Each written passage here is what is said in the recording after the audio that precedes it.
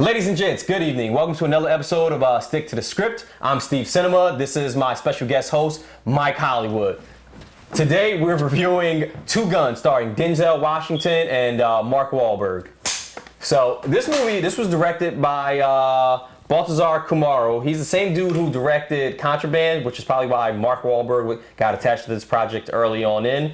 It was actually written by Blake Masters, he's actually written a bunch of TV shit that we've probably never even seen or probably even care about. The synopsis is this is a DEA agent and a naval intelligence officer. They find themselves on a run after a botched attempt at a bank robbery. While fleeing, they learn the secret of their shaky alliance. Neither knew that the other one was an undercover agent. Mike, what did you think about Two Guns? Two Guns? I like Two Guns. What did you like about it? There's two guys with guns. So I actually thought this was a pretty decent flick that had a nice 80s feel to it, but as some of the action scenes went on throughout the movie, it kind of felt like I was watching Commando, like when Schwarzenegger just takes out an entire military team single-handedly. So it got a little far-fetched. These guys pretty much never missed their shots. One of the things I liked about this movie was Paula Patton's titties. One of the things I didn't like about the movie was the story a little bit and them covering up Paula Patton's titties. Mike, what did you like about the movie? I mean, I thought the movie was well acted. I think Denzel always does a great job when he's on screen. I mean, you see it in all his past work. He always does a great job.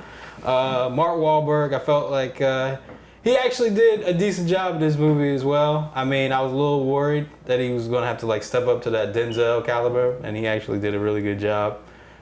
Like I said the same thing when we saw Safe House. I felt like Ryan Reynolds had to do the same thing, and he did. And so I felt like he did a good job as well. Best part of this movie is, out of, the certain actors in the movie, there was one that was my very special favorite. It was Bill Paxton's character. I think he was my favorite character out of the entire movie. And if you see the movie, you're definitely going to probably agree. His character is...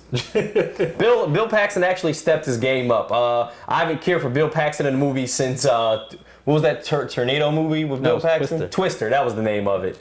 So other than that, he comes back and he comes back good in this movie. So my rating for this movie is Netflix it. Mike, what would your rating be for this movie? I mean,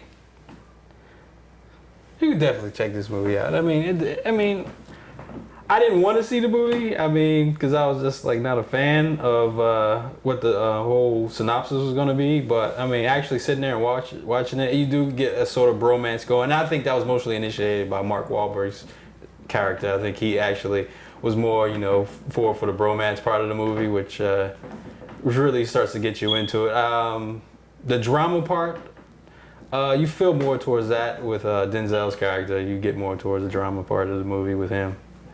I think that Mark Wahlberg, his acting game is actually starting to come up a little bit because besides Four Brothers, I think he did a great job in Ted. Other than that, I think Mark Wahlberg is pretty much a bad actor, and so just seeing him kind of move up a little bit, hats off to Mark Wahlberg for this one. So I'm not going to give him a 5-star review, but he's definitely improving, and I like to see where he goes.